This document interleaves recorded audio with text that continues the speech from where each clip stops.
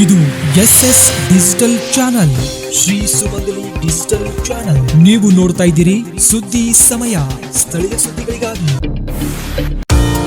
ಸುದ್ದಿ ಸಮಯದ ಪ್ರಾಯೋಜಕರು Mahalakshmi jewellers, gold hub, main road, Kalaburagi ಮತ್ತು ಅರುಜೀವ ಕಲಬುರಗಿ.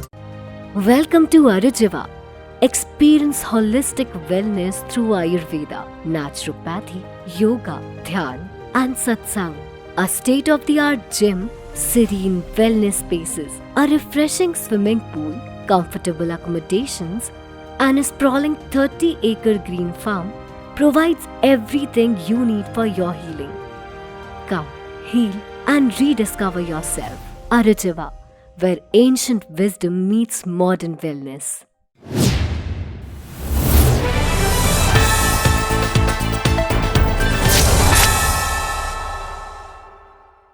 ಸುದ್ದಿ ಸಮಯಕ್ಕೆ ಸ್ವಾಗತ. ನಾನು RJ ಮಂಜು ಹಿರೋಳಿ. ವಿಶ್ವ ಕ್ಷಯರೋಗ ದಿನಾಚರಣೆ 2026ರ ಅಂಗವಾಗಿ ಇಂದು ಬೆಳಿಗ್ಗೆ 9 ಗಂಟೆಗೆ ಕಲಬುರಗಿ ನಗರದ ಜಿಲ್ಲಾ ಆಸ್ಪತ್ರೆಯಿಂದ ಜಾಥಾ ಕಾರ್ಯಕ್ರಮ ಹಮ್ಮಿಕೊಳ್ಳಲಾಗಿತ್ತು. ಕರ್ನಾಟಕ ಸರ್ಕಾರ, ಕಲಬುರಗಿ ಜಿಲ್ಲಾಡಳಿತ ಹಾಗೂ ಜಿಲ್ಲಾ ಪಂಚಾಯತ್ ಕಲಬುರಗಿ, ಜಿಲ್ಲಾ ಆರೋಗ್ಯ ಮತ್ತು ಕುಟುಂಬ ಕಲ್ಯಾಣ ಇಲಾಖೆ ಕಲಬುರಗಿ, ಜಿಲ್ಲಾ ಕ್ಷಯರೋಗ ನಿರ್ಮೂಲನಾ ಕಚೇರಿ ಕಲಬುರಗಿಯ ವತಿಯಿಂದ ಕ್ಷಯರೋಗ ದಿನಾಚರಣೆ 2026 ಕಾರ್ಯಕ್ರಮದ ಅಂಗವಾಗಿ ಟಿಬಿ ಕ್ಷಯರೋಗವನ್ನು ಅಂತ್ಯಗೊಳಿಸಬಹುದು, ದೇಶಗಳ ನೇತೃತ್ವದಲ್ಲಿ ಜನರ ಶಕ್ತಿಯೊಂದಿಗೆ ಎಂಬ ಘೋಷವಾಕ್ಯದೊಂದಿಗೆ ಜಾಥಾ ಕಾರ್ಯಕ್ರಮವನ್ನು ಹಮ್ಮಿಕೊಳ್ಳಲಾಗಿತ್ತು.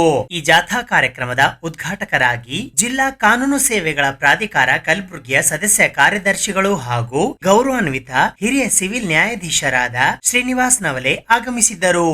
ಈ ಜಾಥಾ ಕಾರ್ಯಕ್ರಮವು ಕಲಬುರಗಿ ನಗರದ ಜಿಲ್ಲಾ ಆಸ್ಪತ್ರೆಯಿಂದ ದಿನಾಂಕ 24ನೇ ಮಾರ್ಚ್ 2026ರಂದು ಮುಂಜಾನೆ 9 ಗಂಟೆಗೆ ಪ್ರಾರಂಭಗೊಂಡಿತು.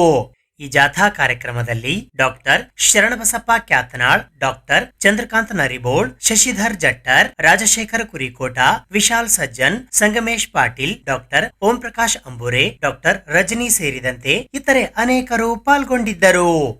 ವಿಶ್ವ ಕ್ಷಯರೋಗ ದಿನಾಚರಣೆಯನ್ನು ಪ್ರಪಂಚದಂತ ಆಚರಣೆ ಮಾಡಲಾಗುತ್ತಿದೆ. ಈ ಉದ್ದೇಶ ಕ್ಷಯರೋಗದಿಂದ ಪ್ರಪಂಚದಂತ ಸಾಕಷ್ಟು ಜನರು ನೋವಿನಿಂದ ಬಳಲ್ತಾ ಇದ್ದಾರೆ ಮತ್ತು ಸಾವು ನೋವುಗಳು ಕೂಡ ಆಗ್ತಾ ಇದ್ದಾವೆ. ಸೊ ಈ ಒಂದು ರೋಗವ ಇದು ಒಂದು ಬ್ಯಾಕ್ಟೀರಿಯಾದಿಂದ ಬರ್ತದೆ, ಮೈಕೋಬ್ಯಾಕ್ಟೀರಿಯಂ ಟ್ಯೂಬರ್ಕ್ಯುಲೋಸಿಸ್ ಅಂತ. ಈ ಮೈಕೋಬ್ಯಾಕ್ಟೀರಿಯಂ ಟ್ಯೂಬರ್ಕ್ಯುಲೋಸಿಸ್ ಅಂತ ಒಂದು ಬ್ಯಾಕ್ಟೀರಿಯಾ, ಇದನ್ನು ಕಂಡು ಹಿಡಿದವರು 1882ರಲ್ಲಿ ರಾಬರ್ಟ್ ಕಾಕ್ ಅಂತೇಳಿ ಜರ್ಮನ್ ವಿಜ್ಞಾನಿ ಈ ಒಂದು ರೋಗಾಣುವನ್ನು ಕಂಡುಹಿಡಿದ. ಅದರ ನೆನಪಾರ್ಥವಾಗಿ ಈ ಒಂದು ವಿಶ್ವ ಕ್ಷಯರೋಗ ದಿನಾಚರಣೆಯನ್ನು ಆಚರಣೆ ಮಾಡಲಾಗುತ್ತಿದೆ. ಈ ಒಂದು ಕ್ಷಯರೋಗವು ಭಯಂಕರ ಒಂದು ಕಾಯಿಲೆಯಾಗಿದ್ದು ಸಾಂಕ್ರಾಮಿಕ ರೋಗವಾಗಿದೆ. ಇದು ಒಬ್ಬರಿಂದ ಒಬ್ಬರಿಗೆ ಹರಡುತ್ತದೆ. ಹೇಗೆ ಹರಡುತ್ತದೆ ಅಂದರೆ ನಮಗೆ ಗಾಳಿಯ ಮುಖಾಂತರ. ಯಾರ್ಯಾದರೂ ಕ್ಷಯರೋಗದಿಂದ ಬಳಲ್ತಾ ಇದ್ದರೆ ಅವರು ಕೆಮ್ಮಿದಾಗ, ಸೀನಿದಾಗ ಅದರ ಮುಖಾಂತರ, ಗಾಳಿ ಮುಖಾಂತರ ಇನ್ನೊಬ್ಬರ ದೇಹಕ್ಕೆ ಸೇರಿಕೊಳ್ತದೆ. ಯಾರು ಅಶಕ್ತರಿರ್ತಾರೆ, ಅಪೌಷ್ಟಿಕತೆಯಿಂದ ಬಳಲ್ತಾ ಇದ್ದಾರೆ, ರೋಗ ನಿರೋಧಕ ಶಕ್ತಿ ಕಡಿಮೆ ಇರ್ತದೆ ಮತ್ತು ಗರ್ಭಿಣಿಯರು, ಬಾಣಂತಿಯರು, ಮಕ್ಕಳು, ವೃದ್ಧರು, ರೋಗದಿಂದ ಬಳಲ್ತಾ ಇದ್ದವರು ಇಂಥವ್ರಿಗೆ ಈ ಕಾಯಿಲೆ ಬೇಗ ಅಂಟಿಕೊಳ್ತದೆ. ಈ ಒಂದು ಕ್ಷಯರೋಗವು ಭಯಂಕರ ರೋಗವಾಗಿದೆ. ಸುಮಾರು ಇದು ಸಾವಿನ ಪ್ರಮಾಣ 10ಕ್ಕಿಂತ ಜಾಸ್ತಿ ಪ್ರಮಾಣದಲ್ಲಿ ಸಾವುಗಳ ಸಂಭವಿಸ್ತವೆ. ಸೊ ಅದಕ್ಕಾಗಿ ಈ ಒಂದು ಕ್ಷಯರೋಗವನ್ನು ನಾವು 2030ರಲ್ಲಿ ಇದನ್ನು ಪ್ರಪಂಚದ ಗೋಲು 2030ರಲ್ಲಿ TB ಎಲಿಮಿನೇಷನ್ ಮಾಡಬೇಕಂತ ಒಂದು ಗೋಲ್ ಹಾಕೊಂಡಿದ್ದಾರೆ. ಇವತ್ತಿನ ವಿಶ್ವ ಕ್ಷಯರೋಗದ ದಿನಾಚರಣೆ ಅಂಗವಾಗಿ 2026 ದಿನದಂದು ವಿ ಕ್ಯಾನ್ ಎಂಡ್ TB ಅಂದರೆ ಈ ವರ್ಷದ ಘೋಷವಾಕ್ಯ ನಾವು TB ಏನಂತಂದ್ರೆ ಕೊನೆಗಾಣಿಸೋ ಸಿದ್ಧರಿದ್ದೀವಿ ಅಂತೇಳಿ. ಸೊ ಇದರ ಅಂಗವಾಗಿ ತಮಗೆಲ್ಲ ಗೊತ್ತಿದೆ, TB ಏನಂತಂದ್ರೆ ಬರೀ ನಮ್ಮ ಸರ್ಕಾರಿ ಸಂಸ್ಥೆ ಅಥವಾ ನಮ್ಮ ಇದರಿಂದ ಅಂತಂದ್ರೆ ನಾವು ತಡೆಗಟ್ಟಕ್ಕೆ ಸಾಧ್ಯ ಇಲ್ಲ. ಇದರ ಎಲ್ಲ ಜನರು ಏನಂತಂದ್ರೆ ನಮ್ಮ ಒಂದು ಜನಾಂದೋಲನ ಪ್ರಕಾರ ಜನರು ಏನಂತಂದ್ರೆ ತಾವು ಎಲ್ಲ ಭಾಗವಹಿಸಿದಾಗ ಮಾತ್ರ ನಾವು TB ಏನಂತಂದ್ರೆ ಮುಕ್ತಗೊಳಿಸ್ಬೋದು. ಅದ್ರ ಜೊತೆ ಎಂಡ್ TB ಮಾಡಬೇಕಾಯ್ತು ಅಂತಂದರೆ ಈಗಾಗಲೇ ನಾವು ಕ್ಷಯಮುಕ್ತ ಭಾರತ 2025ಕ್ಕಿತ್ತು.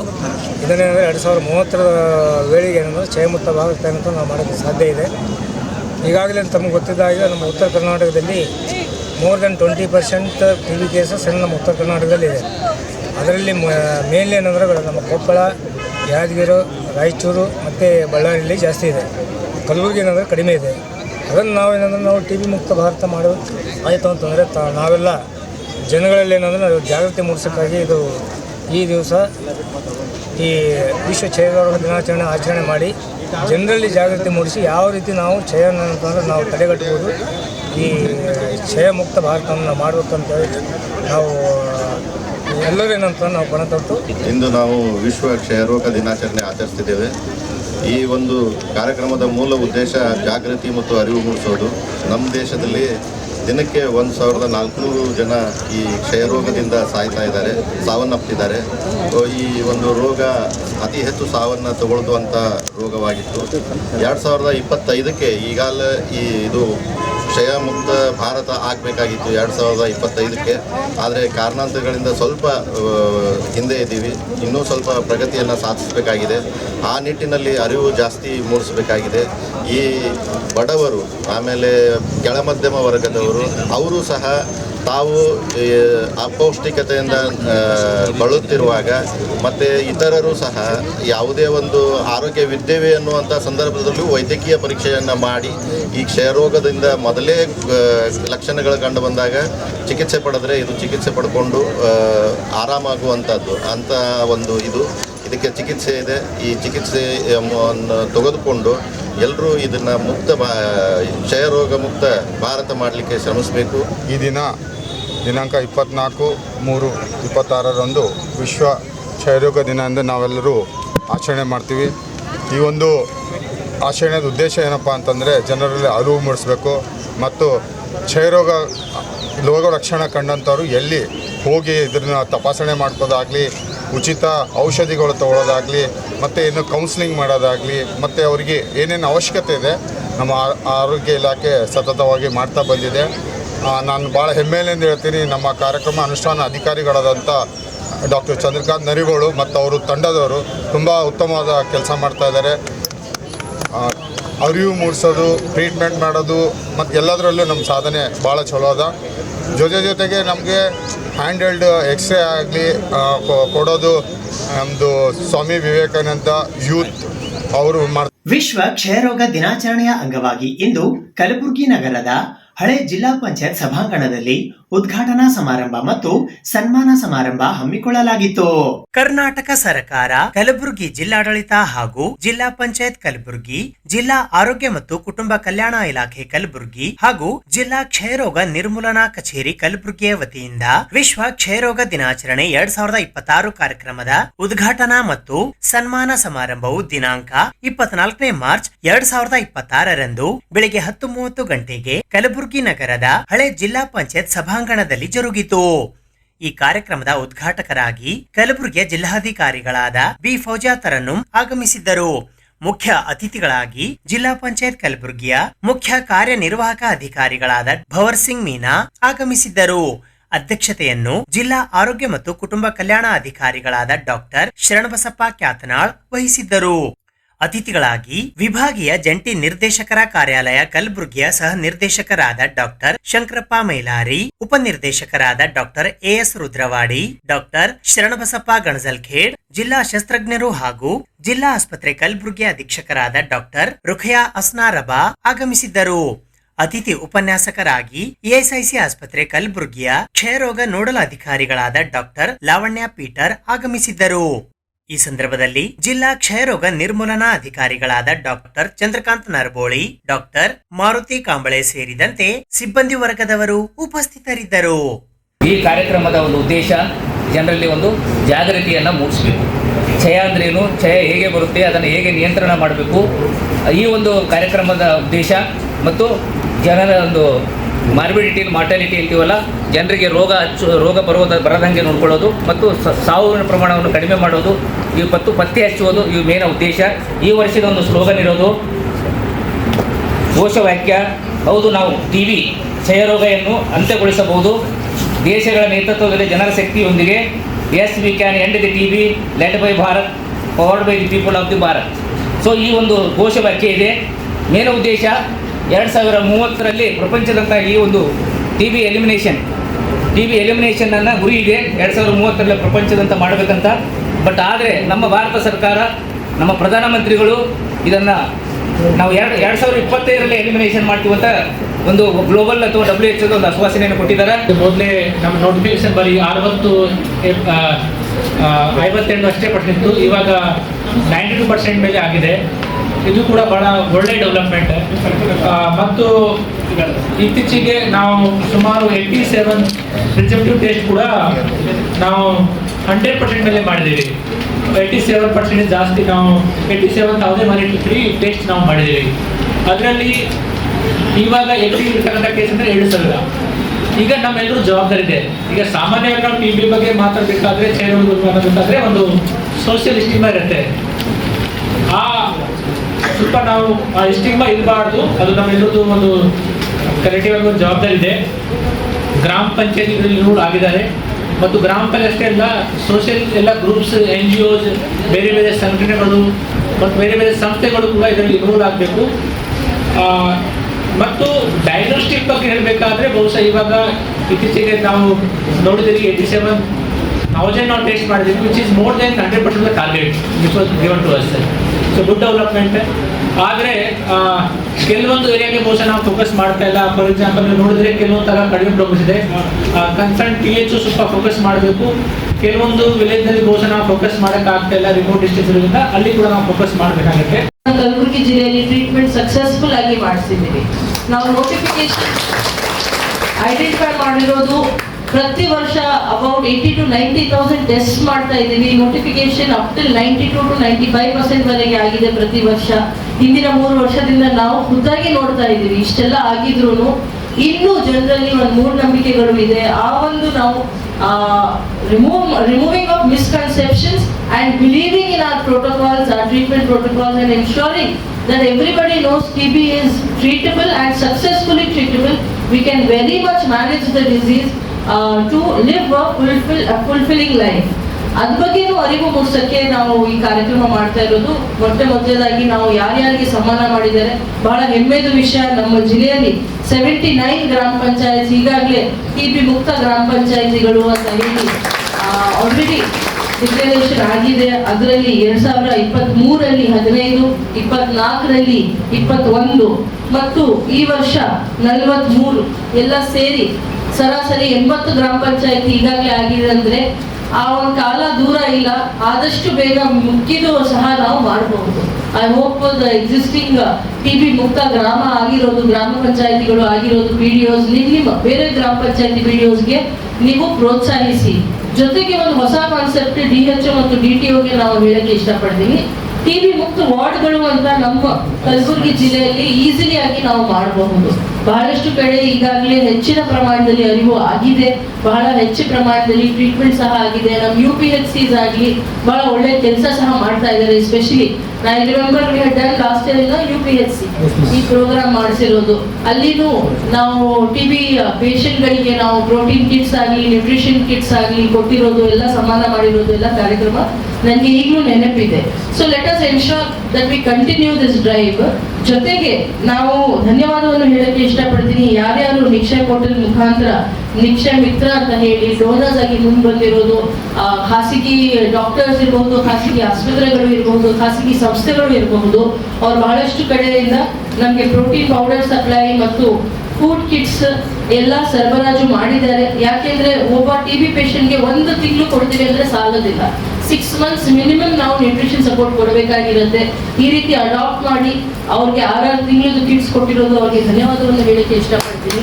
ಕರ್ನಾಟಕ ರಾಜ್ಯ ರೈತ ಸಂಘ ಹಾಗೂ ಹಸಿರು ಸೇನೆ ಯಡ್ರಾಮಿಯ ವತಿಯಿಂದ ಹಮ್ಮಿಕೊಳ್ಳಲಾಗಿದ್ದ ರಾಜ್ಯ ಮಟ್ಟದ ರೈತ ಜಾಗೃತ ಬೃಹತ್ ಸಮಾವೇಶದಲ್ಲಿ ಬಲರಾಮ್ ರಾಜ್ಪೂತ್ ಇವರಿಗೆ ಸೇವಾ ರತ್ನ ಪ್ರಶಸ್ತಿ ನೀಡಿ ಗೌರವಿಸಲಾಯಿತು. ಬೆಳೆದ ಬೆಳೆಗೆ ಉತ್ತಮ ಇಳುವರಿ ಪಡೆಯಬೇಕಾದರೆ ಸಾವಯವ ಕೃಷಿ ಪದ್ಧತಿಯನ್ನು ಅಳವಡಿಸಿಕೊಂಡು ಭೂಮಿಯ ಫಲವತ್ತತೆಯನ್ನು ಉಳಿಸಬೇಕು ಎಂದು ಕನ್ಹೇರಿ ಮಠದ ಅದೃಶ ಕಾಡಸಿದ್ದೇಶ್ವರ ಮಹಾಸ್ವಾಮಿಗಳು ಅಭಿಪ್ರಾಯಪಟ್ಟಿದ್ದಾರೆ. ಅವರು ಯಡ್ರಾಮಿ ಪಟ್ಟಣದ ತಹಶೀಲ್ದಾರ್ ಆವರಣದಲ್ಲಿ ಸೋಮವಾರ ಕರ್ನಾಟಕ ರಾಜ್ಯ ರೈತ ಸಂಘ ಹಾಗೂ ಹಸಿರು ಸೇನೆ ತಾಲೂಕು ಘಟಕದ ವತಿಯಿಂದ ರಾಜ್ಯ ಮಟ್ಟದ ರೈತ ಜಾಗೃತ ಸಮಾವೇಶ ಉದ್ಘಾಟಿಸಿ ಮಾತನಾಡಿದರು. ನಂತರ ಕರ್ನಾಟಕ ರಾಜ್ಯ ರೈತ ಸಂಘ ಹಾಗೂ ಹಸಿರು ಸೇನೆಯ ರಾಜ್ಯಾಧ್ಯಕ್ಷರಾದ ಕೋಡಿಹಳ್ಳಿ ಚಂದ್ರಶೇಖರ್ ಮಾತನಾಡಿ, ರೈತರೆಲ್ಲರೂ ಬೆಳವಣಿಗೆ ಹೊಂದಬೇಕಾದರೆ ಸರಕಾರಗಳು ಮೊದಲು ಆಹಾರ ಭದ್ರತೆ ಒದಗಿಸಬೇಕು ಎಂದರು. ಇದೇ ವೇಳೆ ವಿವಿಧ ಕ್ಷೇತ್ರಗಳಲ್ಲಿ ಪ್ರಾಮಾಣಿಕ ಸೇವೆಗೈದ ಸೇವಕರಿಗೆ ಸೇವಾರತ್ನ ಪ್ರಶಸ್ತಿ ನೀಡಿ ಸನ್ಮಾನಿಸಲಾಯಿತು. ಅಲ್ಲದೆ ಉಚಿತ ಆರೋಗ್ಯ ಶಿಬಿರ ಏರ್ಪಡಿಸಲಾಗಿತ್ತು.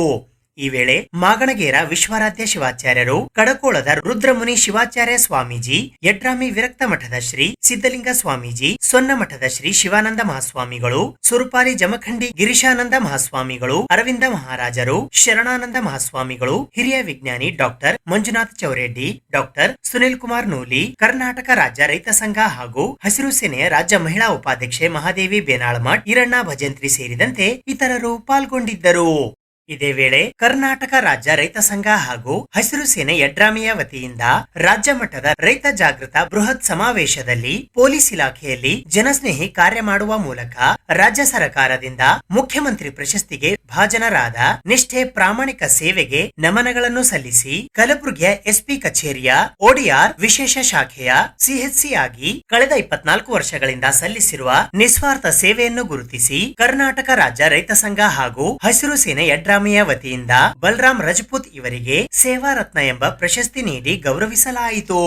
ಅದೇ ರೀತಿ ರಾಘವೇಂದ್ರ ಭಜಂತ್ರಿ ಸಿಪಿಐ ಕಲಬುರ್ಗಿ ರೋಗಿ, ಕಲಬುರಗಿಯ ಚೌಕ್ ಪೊಲೀಸ್ ಠಾಣೆಯ ASI ಅಶೋಕ್ ರಾಮ್ಜಿ ರಾಠೋಡ್, ರಾಸಣಗಿ ಪೊಲೀಸ್ ಪೇದೆ ಗುರುರಾಜ್ ಪೀರಶೆಟ್ಟಿ ನರೋಣ ಹಾಗೂ ಯಡ್ರಾಮಿ ಪೊಲೀಸ್ ಠಾಣೆಯ PSI ವಿಶ್ವನಾಥ್ ಎಂ ಮದರೆಡ್ಡಿ ಅವರಾದಿ ಇವರಿಗೆ ಪೊಲೀಸ್ ಸೇವಾ ರತ್ನ ಪ್ರಶಸ್ತಿ ನೀಡಿ ಗೌರವಿಸಲಾಯಿತು. ಇನ್ನು ವರವಿಯ ವೀರೇಂದ್ರ ಬಲರಾಮ್ ತಿವಾರಿ ಇವರಿಗೆ ರೈತ ಸೇವಾ ರತ್ನ ಪ್ರಶಸ್ತಿ ನೀಡಿ ಗೌರವಿಸಲಾಯಿತು. ಇವರೊಂದಿಗೆ ಕನ್ಯಾಕುಮಾರಿ ಮಲ್ಲಿಕಾರ್ಜುನ ಅರಳಗುಂಡಗಿ ಕಲ್ಲೂರ್ಬಿ, ವಿಜಯಕುಮಾರ್ ಬಸವರಾಜ್ ಸಾಹು ಯಾಳವಾರ್, ಸಿದ್ದರಾಮಪ್ಪ ಎಸ್ ಅಂಗಡಿ ಮುಡುಬೋಳ್, ರುದ್ರಯ್ಯ ಚಂದ್ರಶೇಖರ್ ಕೊಂಡಗೂಳಿ ಹಾಗೂ ವೀರೇಶ್ ಮನುಗುಳಿ ಇವರಿಗೂ ಕೂಡ ರೈತ ಸೇವಾ ರತ್ನ ಪ್ರಶಸ್ತಿ ನೀಡಿ ಗೌರವಿಸಲಾಯಿತು. ಅದೇ ರೀತಿ ನಿವೃತ್ತ ಸೈನಿಕರಿಗೆ ಸೈನಿಕ ಸೇವಾ ರತ್ನ ಪ್ರಶಸ್ತಿ, ಯಡ್ರಾಮಿ, ಕಲ್ಲೂರ್, ಯತ್ನಾಳ್, ವಸ್ತಾರಿಯ ವೈದ್ಯರುಗಳಿಗೆ ವೈದ್ಯಕೀಯ ಸೇವಾ ರತ್ನ ಪ್ರಶಸ್ತಿ, ನಿವೃತ್ತ ಶಿಕ್ಷಕರಿಗೆ ಸೇವಾ ರತ್ನ ಪ್ರಶಸ್ತಿ, KKRTCಯ ನಿವೃತ್ತರಿಗೆ ಸೇವಾ ರತ್ನ ಪ್ರಶಸ್ತಿ, ಸಮಾಜ ಸೇವೆಗೈದ ಗಣ್ಯರಿಗೆ ಸಾಮಾಜಿಕ ಸೇವಾ ರತ್ನ ಪ್ರಶಸ್ತಿ ನೀಡಿ ಗೌರವಿಸಲಾಯಿತು. ಸುದ್ದಿ ಇನ್ನು ಇವೆ, ಸದ್ಯಕ್ಕೆ ಬ್ರೇಕ್. ಇದು SS ಡಿಜಿಟಲ್ ಚಾನಲ್, ಶ್ರೀ ಸುಮಂಗಲಿ ಡಿಜಿಟಲ್ ಚಾನಲ್. ನೀವು ನೋಡ್ತಾ ಇದ್ದೀರಿ ಸುದ್ದಿ ಸಮಯ, ಸ್ಥಳೀಯ ಸುದ್ದಿಗಳಿಗಾಗಿ. ಸುದ್ದಿ ಸಮಯದ ಪ್ರಾಯೋಜಕರು Mahalakshmi jewellers, gold hub, main road, Kalaburagi ಮತ್ತು ಅರುಜೀವ Kalaburagi. Welcome to Arujiva. Experience holistic wellness through Ayurveda, naturopathy, yoga, dhyan, and satsang. A state-of-the-art gym, serene wellness spaces, a refreshing swimming pool, comfortable accommodations, and a sprawling 30-acre green farm provides everything you need for your healing. Come, heal, and rediscover yourself. Arujiva, where ancient wisdom meets modern wellness.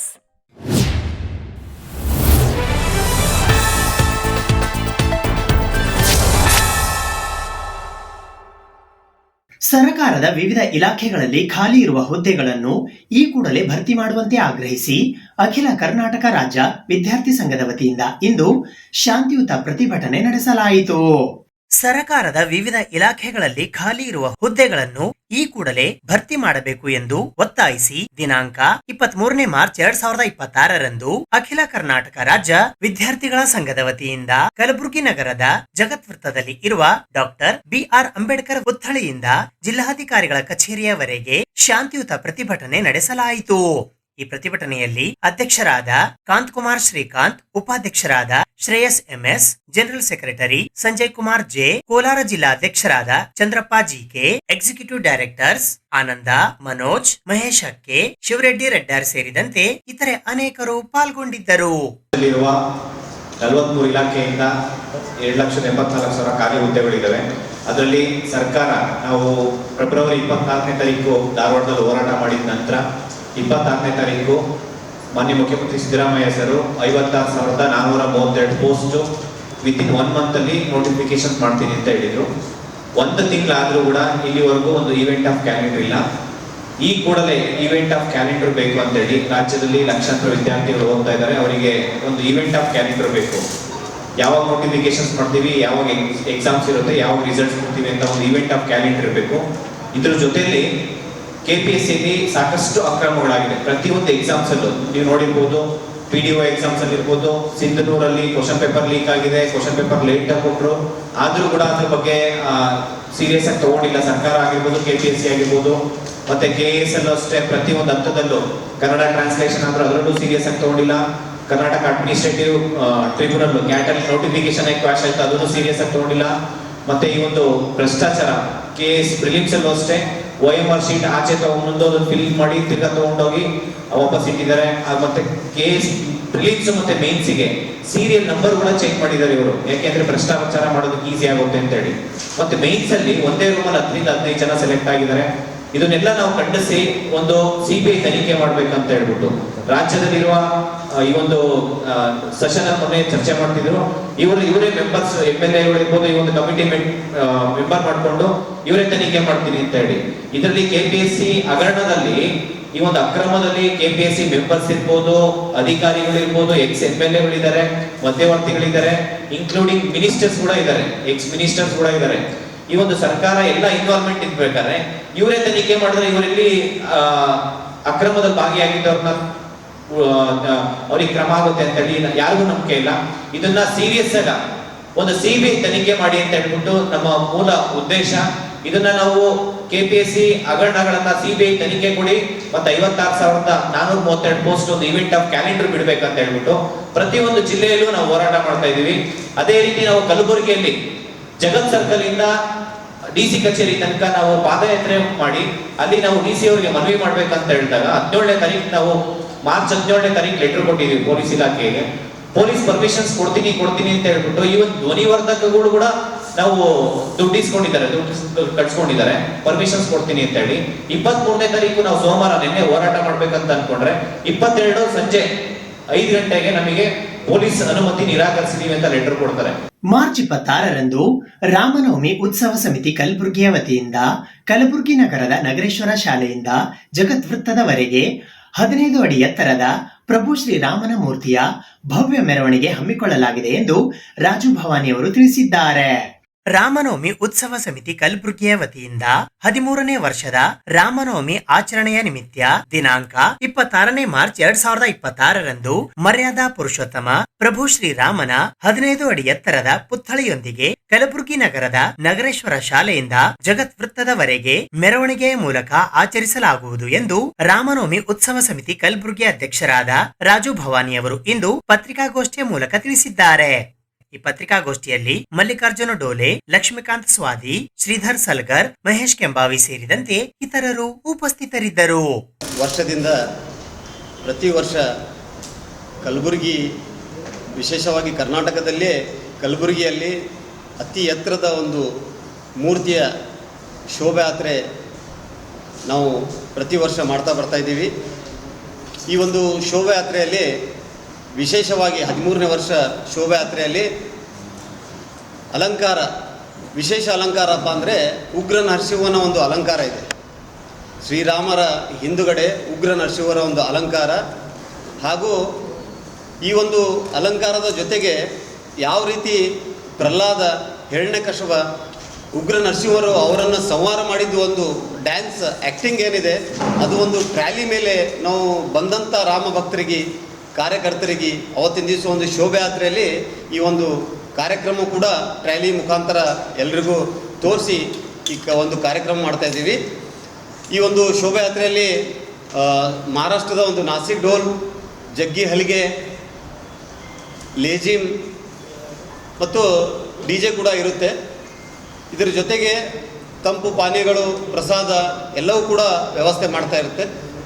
ವಿಶೇಷವಾಗಿ ಗಂಜ್ ನಗರೇಶ್ವರ್ ಸ್ಕೂಲ್ನಿಂದ ಚೌಕ್ ಸರ್ಕಲ್ವರೆಗೂ ಮುಖಾಂತರ ಜಗತ್ ಸರ್ಕಲ್ವರೆಗೂ ಏನು ಕಾರ್ಯಕ್ರಮ ನಡೆಯುತ್ತೆ, ಈ ಒಂದು ಕಾರ್ಯಕ್ರಮದಲ್ಲಿ ಶೋಭಾಯಾತ್ರೆಯಲ್ಲಿ ಈ ವರ್ಷ ವಿಶೇಷ ಅತಿಥಿಗಳಾಗಿ ಈ ನಮ್ಮ ಬೀದರ್ ಜಿಲ್ಲೆಯ ಹುಮ್ನಾಬಾದ್ ತಾಲೂಕಿನ ಏನು ವೀರಭದ್ರೇಶ್ವರ ದೇವಸ್ಥಾನದ ಪೀಠಾಧಿಪತಿಗಳಾದ ರೇಣುಕ ವೀರ ಗಂಗಾಧರ ಶಿವಾಚಾರ್ಯರು ಕೂಡ ಈ ಒಂದು ಶೋಭಾಯಾತ್ರೆಗೆ ಬರ್ತಾ ಇದ್ದಾರೆ.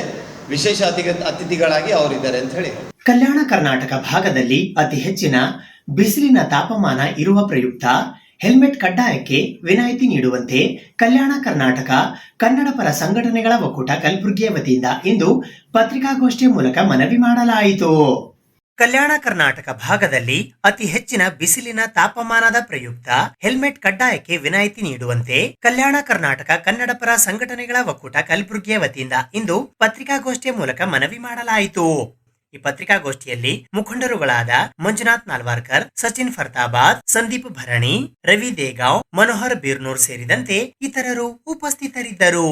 ಮಾರ್ಚ್ ತಿಂಗಳಲ್ಲೇ ಇವತ್ತು ಹೆಲ್ಮೆಟ್ ಕಡ್ಡಾಯವನ್ನ ಆಗ್ಬೇಕಂತನ್ನುವ ಮೂಲಕವಾಗಿ ಪ್ರತಿ ವರ್ಷ ಇದು ಮಾತು ಮತ್ತು ಅವರು ರಸ್ತೆಗೆ ಬಂದು ದಂಡ ಹಾಕೋದು ಇದೆಲ್ಲ ಚಾಲನೆಯನ್ನ ನೀಡ್ತಾನೆ ಇದ್ದಾರೆ.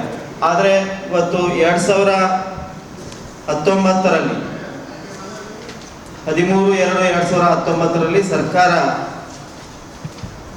ಮಹಾನಿರ್ದೇಶಕರು ಮತ್ತು ಆರಕ್ಷಕ ಮಹಾನಿರೀಕ್ಷಕರು ಕರ್ನಾಟಕ ರಾಜ್ಯ ಬೆಂಗಳೂರಿನವರು ಈಗಾಗಲೇ ಎಲ್ಲ ಪೊಲೀಸ್ ವರಿಷ್ಠಾಧಿಕಾರಿಗಳಿಗೆ ಬಳ್ಳಾರಿ, ರಾಯಚೂರು, ಬೀದರ್, ಕಲಬುರಗಿ, ಯಾದಗಿರಿ, ಕೊಪ್ಪಳ, ಬೆಳಗಾವಿ, ವಿಜಯಪುರ, ಬಾಗಲಕೋಟೆ ಈ ಎಲ್ಲ ಜಿಲ್ಲೆಗಳಲ್ಲಿ ಅತಿ ಹೆಚ್ಚಿನ ಬಿಸಿಲಿನ ತಾಪಮಾನ ಇರೋದ್ರಿಂದ ಮಾರ್ಚು, ಏಪ್ರಿಲು, ಮೇ, ಜೂನ್ವರೆಗೂ ರಿಯಾಯಿತಿ ಕೊಡಬೇಕಂತೇಳಿ ಸರ್ಕಾರ ಗಮನಕ್ಕೆ ಅಂದಿನಿಂದಲೂ ಸರ್ಕಾರ ಗಮನಕ್ಕೆ ಈ ಭಾಗದ ಎಲ್ಲ ಜನರು ಅವ್ರ ಮೇಲೆ ಒತ್ತಡ ಇದ್ಮೇಲೆ 2019ರಲ್ಲಿ ಫೆಬ್ರವರಿ 13ರಂದು ಏನು ಆದೇಶ ಇತ್ತು 45ರಿಂದ 46 ಡಿಗ್ರಿ ಸೆಲ್ಸಿಯಸ್ ಬಿಸಿಲಿನ ತಾಪಮಾನ ಇರೋದ್ರಿಂದ ಈ ಭಾಗದಲ್ಲಿ ಅದನ್ನ ರಿಯಾಯಿತಿ ನೀಡಬೇಕನ್ನುವಂಥ ಮೂಲಕವಾಗಿ ಈಗಾಗಲೇ ಇದೇ ಮಾರ್ಚ್ 2ರಂದು ಕರ್ನಾಟಕ ಸರ್ಕಾರದ ಸಾರಿಗೆ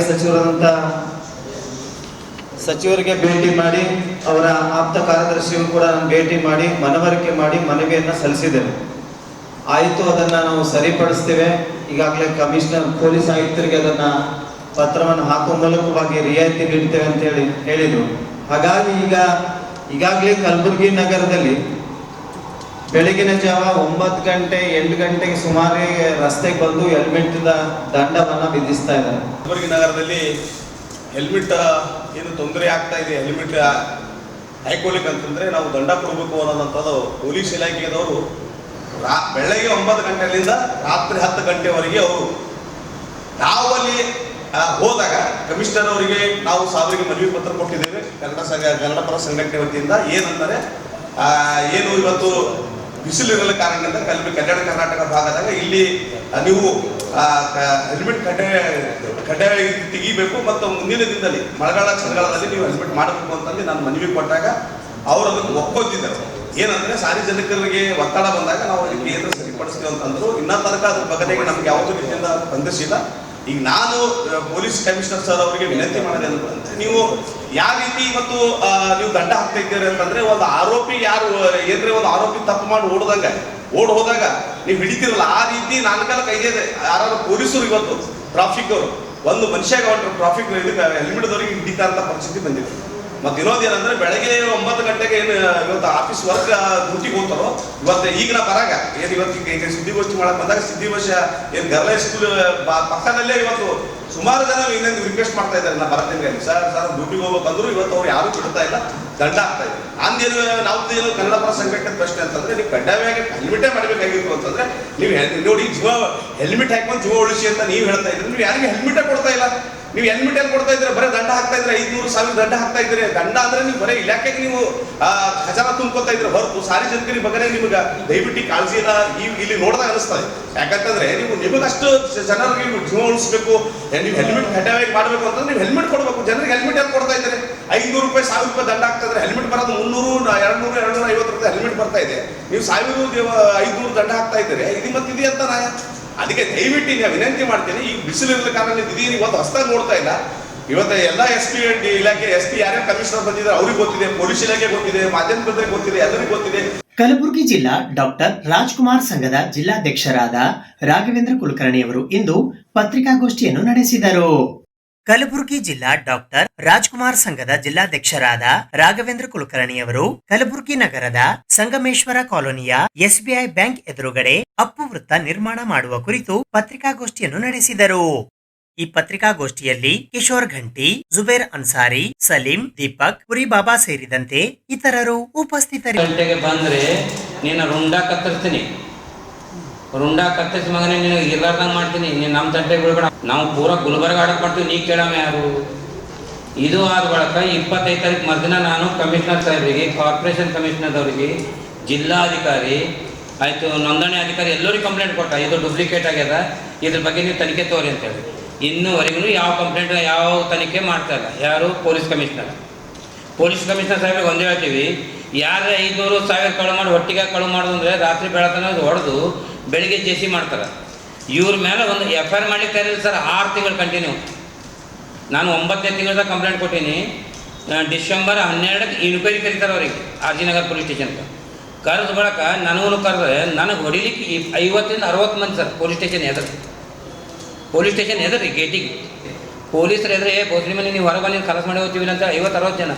ಮತ್ತು ಒಳಗೆ ಓಡ್ಕೊತ ಸರ್ಕಲ್ ಸಾಹೇಬ್ರಿಗೆ ಹೇಳಿದ್ರೆ ಸರ್ ಅಷ್ಟು ಜನ ಆಗ್ಯದಂದರೆ ಕುಲ್ಬಣಿ ನೀವು ಕೂಡ್ರಿ, ಸರ್ಕಲ್ ಸಾಹೇಬ್ರು ನಮಗೆ ರೆಸ್ಪೆಕ್ಟ್ ಮಾಡಿದ್ರು, ನೀವು ಕೂಡ್ರಿ ನಾವು ಪೊಲೀಸ್ ಪ್ರೊಟೆಕ್ಷನ್ ಕೊಡ್ತೀವಿ ಅಂತೇಳಿ. ಅವರು 9:30 ಹೋಗೋ ತನಕ ನಮ್ಮ ಕಡೆ ಕೂತೀವಿ ನಾವು ಒಳಗೆ ಠಾಣಾದಾಗ.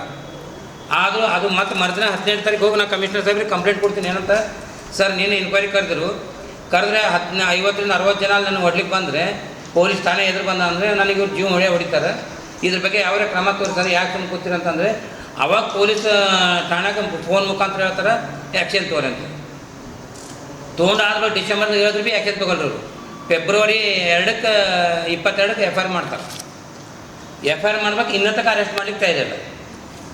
ಕಮಿಷನರ್ ಸಾಹೇಬ್ರಿಗೆ ಹೇಳಿದ್ರೆ ಅವ್ರು ಏನಂತಾರೆ, ಗೌರ್ಮೆಂಟ್ ಜಾಗದ ನೀ ಯಾಕೆ ಕಂಪ್ಲೇಂಟ್ ಕೊಡ್ತೇಪ್ಪ, ನೀ ಯಾಕೆ ಕಂಪ್ಲೇಂಟ್ ಕೊಡೋನು, ಗೌರ್ಮೆಂಟ್ದವ್ರು ಕೊಡಲಿ. ಅರೆ ಸರ್ ನಾನು ಜನ ಏನು ಸರ್, ಗೌರ್ಮೆಂಟ್ ರಾಸ್ತಿ ಅದ. ನಾವು ಒಂದು ಉದಾಹರಣೆ ಹೇಳ್ತೀನಿ ಸರ್, ಯಾಕಂದರೆ ಲಾಸ್ಟ್ ಟೈಮ್ 21ಕ್ಕೆ ಅಪ್ಪು ಸರ್ ನಮಗೆ ಬಿಟ್ಟು ಹೋದ್ರಿ. 21ಕ್ಕೆ ಬಿಟ್ಟು ಹೋದಾಗ ಏನು ಮಾಡಬೇಕಪ್ಪ, ಅವ್ರ ಹೆಸರನ್ನ ನೆನಪೇ ಹೋಗ್ತದೆ, ಈಗ ಹ್ಯಾಂಗೆ ಮಾಡ್ಬೇಕಂತೇಳಿ ಚಿಂತೆ ಮಾಡಿದಾಗ ಸಂಗಮೇಶ್ವರ ಕಾಲನಿ ಅಂತ ಜಾಗದ ಗೌರ್ಮೆಂಟ್ ಮುನ್ಸಿಪಾಲ್ಟಿದು ಇದ್ದಾಗ 4x4 ಒಂದು ಕಟ್ಟಿಗೆ ಹೋದೆ ನಾವು. ಕಟ್ಟಲಿಕ್ಕೆ ಹೋದ್ರೆ ಸಾಯಂಕಾಲ 6 ಗಂಟೆಗೆ ರೀ ಕಾರ್ಪೊರೇಷನ್ದವರು ನಮ್ಮ RG ನಗರ್ ಸರ್ಕಲ್ ಸಾಹೇಬರು ಆರಾಮಿಲ್ಲ ಲೀವ್ ಮೇಲಿದ್ದಾಗ ಅಶೋಕ್ ನಗರ್ ಇನ್ಚಾರ್ಜ್ ಸರ್ಕಲ್ ಸಾಹೇಬರು ಬಂದು ರಾತ್ರಿ 12 ಗಂಟೆ ತನಕ ಇವ್ರು ಕಟ್ಟಂಗಾರ ತಲೆ ಠಿಕಾಣ ಹೊಡ್ಯಾರ. ಬರೀ 4x4 ಜಾಗಕ್ಕೆ. ಅದೇ ನಮ್ಮ ಮನೆ ಸಲಕ್ಕೆಲ್ಲ ಏನಲ್ರಿ, ಪುನೀತ್ ರಾಜ್ಕುಮಾರ್ ಅಂದ್ರೆ ಈಗ ಎಲ್ಲರ ಮನೆಗೆ ದೇವ್ರಾಗ ಕೂತಾರ ಅಂತ ದೇವ್ರ ಮಾತನಾಡು ಒಂದು ಬ್ಯಾನರ್ ಹಚ್ಚಿ ಒಂದು ಕಟ್ಟಿ ಮಾಡ್ಬೇಕಂದ್ರೆ ಮಾಡಿಕೊಡ್ಲಿಲ್ಲ ನಾವು ರಾತ್ರಿ 12 ಗಂಟೆ ತನಕ. ಬಟ್ ಈಗ ಇದು 12-13 ಕೋಟಿ ರೂಪಾಯಿ ಆಸ್ತಿ ಡೂಲ್ ಮಾಡಿದ್ದು ಅಷ್ಟು ಡಾಕ್ಯುಮೆಂಟ್ಸ್ ಸದ್ಯಕ್ಕೆ ಹಚ್ಚಿ ಕೊಟ್ಟಿನಿ ರೀ. ಇದು ಇವತ್ತಿನ ಸುದ್ದಿ ಸಮಯ. ಸ್ಥಳೀಯ ಸುದ್ದಿಗಳಿಗಾಗಿ ನೋಡ್ತಾ ಇರಿ ಸುದ್ದಿ ಸಮಯ. ನಿಮ್ಮ ನೆಚ್ಚಿನ ಸುದ್ದಿ ಸಮಯವನ್ನು ಡೆನ್ ಸೆಟಾಪ್ ಬಾಕ್ಸ್ನ ಚಾನೆಲ್ ಸಂಖ್ಯೆ 746ರಲ್ಲಿ ಪ್ರತಿದಿನ ರಾತ್ರಿ 9 ಗಂಟೆಗೆ, ಮರುಪ್ರಸಾರ ರಾತ್ರಿ 10 ಗಂಟೆಗೆ ಮತ್ತು ಮರುದಿನ ಬೆಳಿಗ್ಗೆ 8 ಗಂಟೆ ಮತ್ತು 9 ಗಂಟೆಗೆ ವೀಕ್ಷಿಸಬಹುದು. ಇದು SS ಡಿಜಿಟಲ್ ಚಾನಲ್, ಶ್ರೀ ಸುಮಂಗಲಿ ಡಿಜಿಟಲ್ ಚಾನಲ್. ನೀವು ನೋಡ್ತಾ ಇದ್ದೀರಿ ಸುದ್ದಿ ಸಮಯ, ಸ್ಥಳೀಯ ಸುದ್ದಿಗಳಿಗಾಗಿ. ಸುದ್ದಿ ಸಮಯದ ಪ್ರಾಯೋಜಕರು Mahalakshmi jewellers, gold hub, main road, Kalaburagi ಮತ್ತು ಅರುಜೀವ Kalaburagi. Welcome to Arujiva. Experience holistic wellness through Ayurveda, naturopathy, yoga, dhyan, and satsang. A state-of-the-art gym, serene wellness spaces, a refreshing swimming pool, comfortable accommodations, and a sprawling 30-acre green farm provides everything you need for your healing. Come, heal, and rediscover yourself. Arujiva, where ancient wisdom meets modern wellness.